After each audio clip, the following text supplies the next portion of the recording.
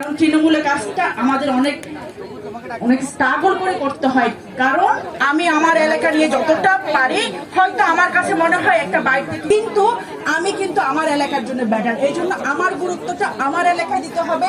আমার অর্গানাইজেশনের বিষয়গুলো আমরা যেমন জাগনারি যখন বিভিন্ন ইস্যুতে কথা বলি, আমরা একটা চেইন নেটওয়ার্ক হিসেবে কাজ করি। বিশেষ করে নারীর প্রতি যে সহিংসতা হচ্ছে, লিগ্যাল এডের যে কাজ থেকে তারা আমরা যদি ভাবি, আমরা ইনশিওর করতে হলে তৃণমূল নারীদের নলেজটাকে প্রাধান্য দিতে হবে, তাদের ভয়েসটাকে এনশিওর করতে হবে, তাদের ভয়েসটাকে আপনারা যাতে ডিসিশন মেকিং এর জায়গায় নিতে পারেন সেটা ইনশিওর করতে হবে, পাশাপাশি সেখানে ফান্ডিং করতে হবে।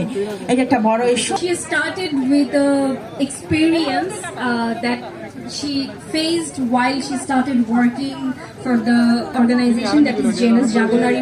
Jagonari means actually why these got 6 years delayed to get that registration.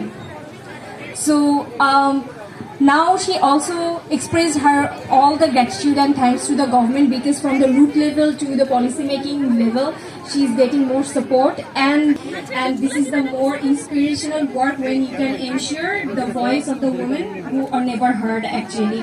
And we also are making a lot of